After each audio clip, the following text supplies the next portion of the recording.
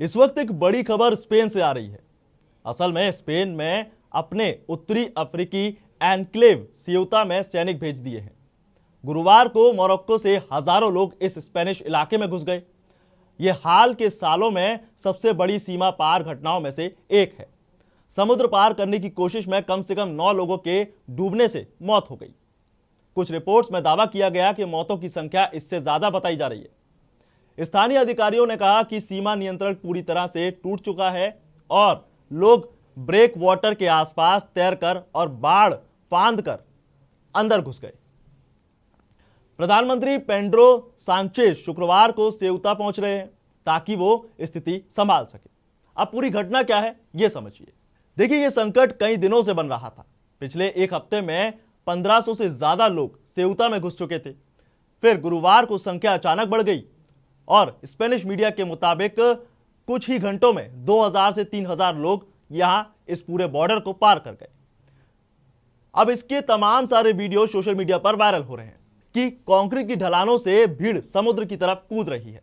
लोग रबर के ट्यूब और पेपलर्स के सहारे तैर कर रहे हैं और तराजल ब्रेक वाटर का इस्तेमाल किया जा रहा है। आसपास के स्पेन की तरफ आ रहे लोग कुछ ही गेट को तोड़कर ऊंची बाढ़ फांद कर अंदर घुस गए। अब स्पेनिश की तरफ जो समुद्री तट पर रबर के ट्यूब और पेपलर्स बिखरे पड़े थे, इससे रिसेप्शन सेंटर पूरी तरह से भर गया। अब सैकड़ों नए लोग और सड़कों पर सोने को मजबूर हो गए। सेउता के प्रेसिडेंट जुआन जेसस विवास ने इसे पूर्ण मानवीय और सामाजिक आपात स्थिति बता दिया और मैड्रिड से तुरंत सैन्य मदद की अपील कर दी। उन्होंने कहा कि सीमा पूरी तरह से ध्वस्त हो चुकी है। अब सवाल यह है कि इस पूरी घटना पर सरकार की प्रतिक्रिया क्या है। देखिए, स्पेन के गृह मंत्रालय ने सशस्त्र बलों को सिविल गार्ड की मदद के लिए भेजा है। करीब 60 सैनिक और ज्यादातर विशेष पुलिस अधिकारी, डाइविंग टीमें और एक सपोर्ट जहाज भेजा गया है ताकि व्यवस्था बहाल की जा सके और सीमा सुरक्षित की जा सके। मंत्रालय ने आरोप लगाया कि मानव तस्करी के गिरोह हाल ही के स्पेनिश सुप्रीम कोर्ट के फैसले का फायदा उठा रहे हैं। अब अदालत ने यह भी कह दिया कि समुद्र में पकड़े गए प्रवासियों को मोरक्को वापस नहीं भेजा जा सकता।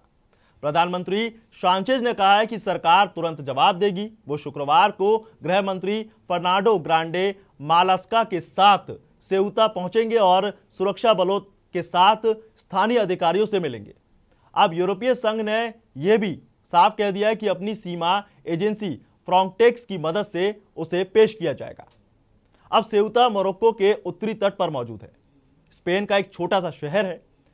यहां करीब 80 से 85 हजार लोग रहते हैं।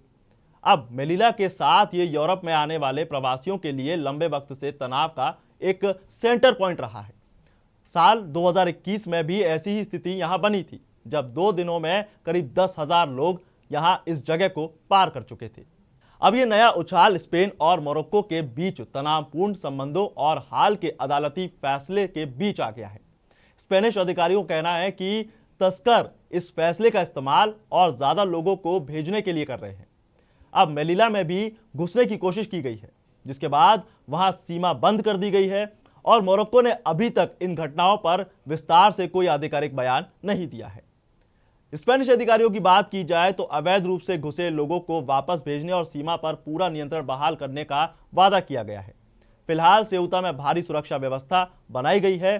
सैनिक और पुलिस व्यवस्था बहाल करने की कोशिश की जा रही है। मानवीय कीमत पहले से साफ दिख रही है और समुद्र में कई मौतें और शहर अचानक भीड़ से जूझ रहा है। आने वाले कुछ घंटों में यह साफ हो जाएगा कि आखिर स्पेन की मौजूदा स्थिति क्या है। अब आपको क्या लगता है, हमें जरूर बताइए।